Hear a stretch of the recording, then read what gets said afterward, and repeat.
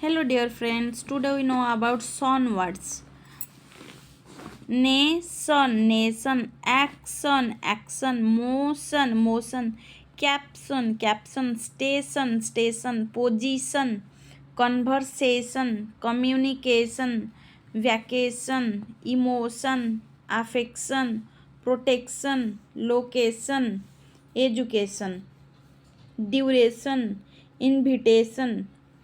पहले आप बच्चों को बता दीजिए कि ये जो TION है ना, ये सन का साउंड देता है, और ये जिधर भी रहेगा उसको बच्चे क्या पढ़ेंगे, सन, और ये वर्ड्स में सफिक्स के जैसे रहता है। Thank you.